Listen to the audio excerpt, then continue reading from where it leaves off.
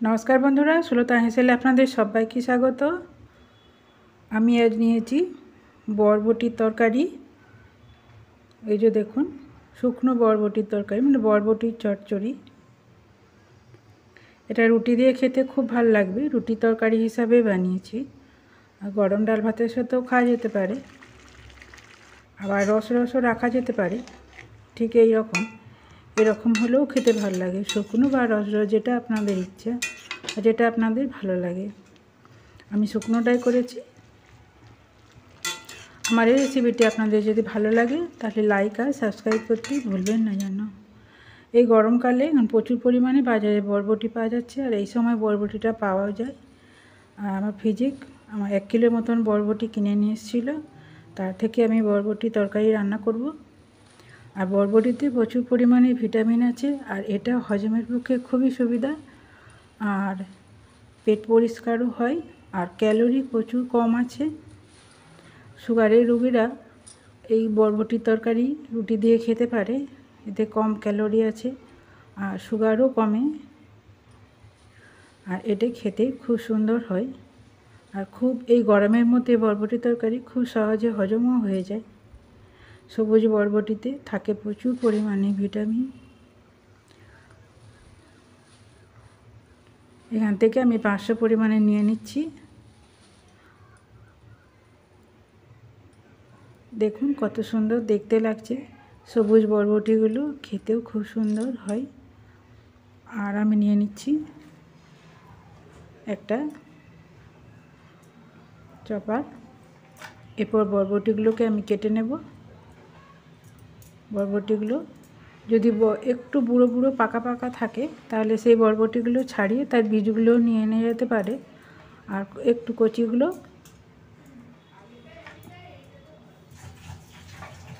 ঠিক এইভাবে সাজিয়ে মুখের দিকটা ফেলে দেব।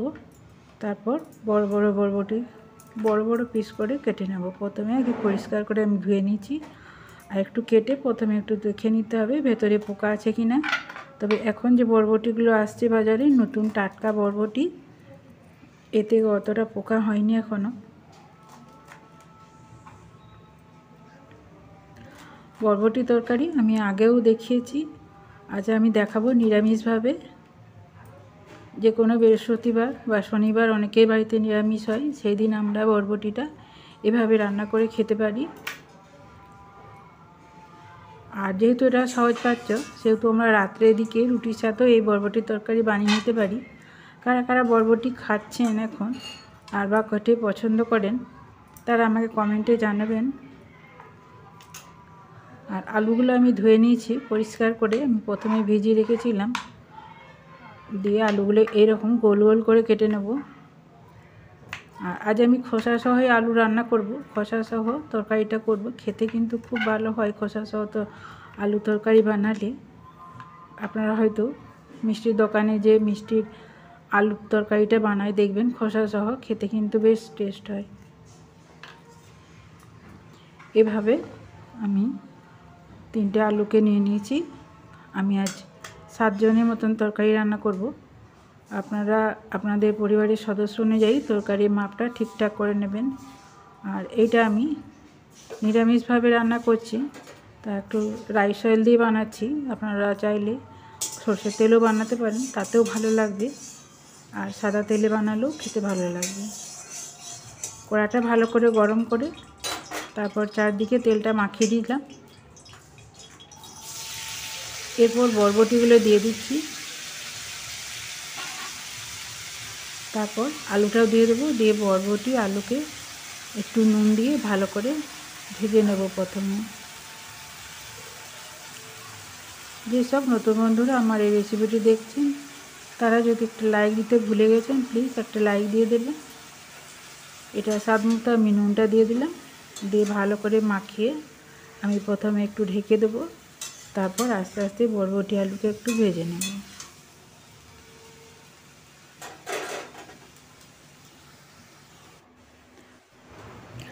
আমি এখানে মশলাটা রেডি করে নেব। আমি আজ নিরামিষভাবে বানাবো, তাই 2 চামচ পোস্ত নিয়ে নিলাম।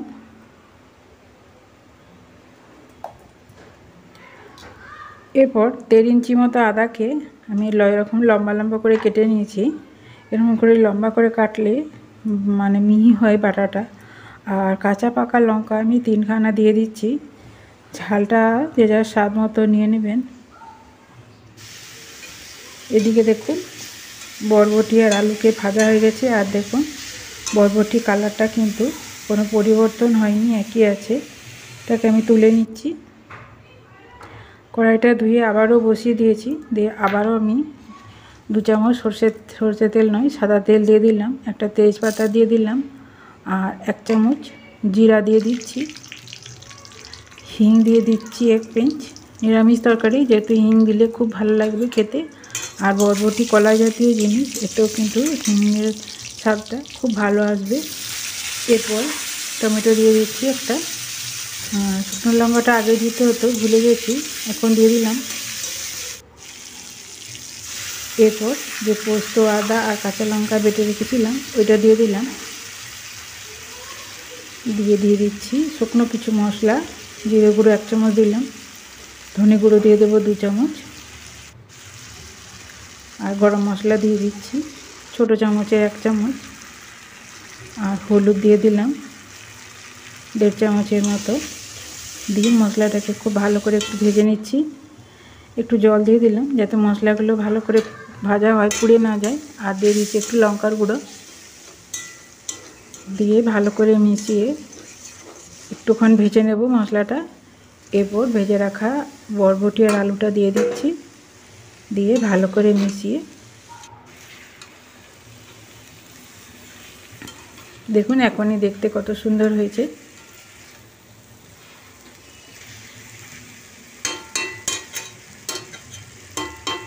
এরপর এটাকে আমি একটু জল দিয়ে দিচ্ছি যাতে মশলাগুলো ভালো করে সবজির সাথে মিশে যায়। দিয়ে একটু জল ঢেলে ভালো করে নাড়িয়ে দিলাম। যেসব নতুন বন্ধুরা আমার এই রেসিপিটি দেখছেন তাদের যদি ভালো লাগে চাইলে সাবস্ক্রাইব করে পাশে থেকে যেতে পারেন। আমি এরকম নানা রকম সবজি তরকারি রান্না করে আপনাদের সঙ্গে শেয়ার করি। বাঁকুড়া বেশিরভাগই বাঁকুড়া জেলার রান্নাগুলোই তুলে ধরেছি। আপনাদের যদি ভালো লাগে তাহলে এইভাবে আপনারা বাড়িতে বানিয়ে দেখতে পারেন। দেখুন এই যে বরবটি রান্নাটা হয়ে গেছে আমার। আমি শুকনো করে নিয়েছি। শুকনো করলে ভাত দিয়ে খেতে খুব ভালো লাগে, আবার রুটি দিয়েও ভালো লাগে, রস শুকনো যেটা ইচ্ছে। আমার এই রেসিপিটি ধৈর্য ধরে দেখার জন্য আপনাদের অসংখ্য ধন্যবাদ। আপনারা সবাই সাবধানে থাকবেন, ভালো থাকবেন, সাথে